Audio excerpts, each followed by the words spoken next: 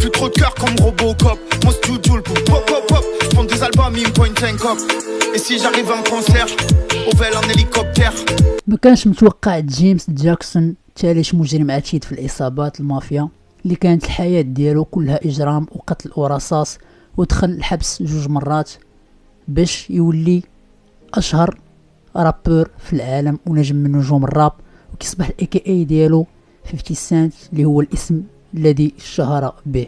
50 سنت اللي تزاد في 1975 بولاية نيويورك بالولايات المتحدة الأمريكية، وفي عام 2000 حصل ليه واحد البلان اللي اعتبره هو أشهر حادثة في التاريخ ديالو، مني حاولت واحد العصابة جامايكية القتل ديالو ولكن فشلات.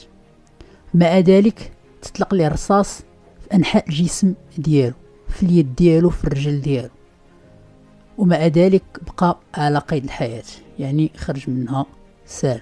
أسس في سنت فرقة سميتها جي يونت، كان مغني الراب ذا جيم أحد الأعضاء ديالها، لكن طرا بزاف ديال البلانات مع 50 سنت وخرج منها ذا جيم. و 50 سنت خرج أول ألبوم ديالو عام 2003 اللي سميتو Get Rich or Die Trying، وباع منه أكثر من 22 مليون نسخة حول العالم. وتشهر كذلك أغنية In The Club، وهي الأغنية الشهيرة ديالو اللي حققت بزاف ديال المشاهدات. ماتت الأم ديال 50 سنت ملي كان العمر ديالو 8 سنين، وكمل الطفولة ديالو مع جداتو اللي كانت بمثابة الأم ديالو واعتبراتو بحال الولد ديالو. وكون 50 سنت العديد من العصابات وقام بالعديد من الجرائم، منها القتل والاتجار في المخدرات وتشكيل العصابات، ودخل السجن 2 مرات، المرة الأولى مدة ديال 3 سنين والمرة الثانية المدة ديال 6 شهور. وقام بتمثيل عدد من الأفلام بينها فيلم عن قصة الحياة ديالو ومحاولة ديال الاغتيال ديالو اللي فشلات بعد تعرضه ل9 طلقات في أنحاء متفرقة من الجسد ديالو. تم الاعتقال ديالو بسبب مساعدة على بيع الكوكايين إلى ضباط الشرطة السرية. تشد مرة أخرى بعد 3 أسابيع مني قامت الشرطة بتفتيش المنزل ديالو ولقات الهيروين وبزاف ديال الكوكايين والحشيش. ومني غتدخلوا تشوفوا الكليبات ديال 50 سنت غتلقاو في اي فيديو كليب هاز السلاح، يعني راه اعز حاجه عنده هي السلاح، يعني عزيز عليه واحد حاجه سميتها السلاح. 50 سنت ماشي غير رابور صافي، 50 سنت هو صاحب مؤسسه لانتاج الاغاني وخاصه الراب.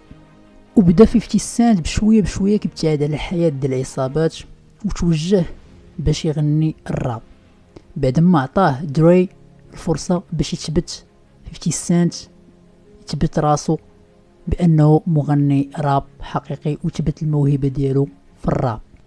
وهاد المشاكل كامله اللي طرات ل 50 سنت وهاد الاحداث كامله اللي شفناها خلات 50 سنت فيما يبغي يطلع لشي كونسير يلبس ستره واقيه من الرصاص وديما ياخذ الحذر، لانه اكثر رابور تقريبا في الراب الامريكي مستهدف من العصابات المافيا ومحظي لدرجه كبيره بزاف. واحد النهار كان خارج غير من الاستوديو وجا واحد الشخص من القدام وخشى فيه موس في البطن ديالو. اما اي كي اي ديالو اللي هو 50 سنت فهو مشتق من اسم ليس الشهير. من بعد ما شفنا الاحداث كاملين وهاد الهايلالا كاملين اللي ناضت على 50 سنت وهاد البلانات كاملين اللي شفتهم كاملين اللي تبعتهم، استنتجنا بان الرابور الامريكاني ما كيجيش وكيولي رابور هكذاك، ضروري تكون دايز بزاف ديال المراحل عاد كيولي رابور مشهور. كيف ما شفتوا دابا 50 سنت كان اخطر العصابات ودغيا تحول من احسن الروابا في امريكان، وبهذا الراب هذا فتح لي بزاف ديال المجالات، يعني ولا مستثمر ولا فهمتي عنده شركه ديال الانتاج ولا عنده بزاف ديال الاعمال كيديرهم 50 سنت بسبب الراب. وتقدرات الثروه ديال 50 سنت في واحد العام 150 مليون دولار، وعنده بزاف ديال العملات ديال البيتكوين، عنده واقيلا 700 عمله ديال البيتكوين، يعني مكحله خونا ديال بصح. المهم خوتي هذه هي القصه ديال 50 سنت. عجبتك القصه ما تنساش دير لايك ودعم القناه وسبسكرايب وفعل الجرس يوصلك اي فيديو بحال هكذا، ونتلاقاو في شي فيديو جديد. trop de cœur comme Robocop. Mon studio le pop pop pop. J'prends des albums, ils me pointent un cop. Et si j'arrive en concert, Ovel en hélicoptère.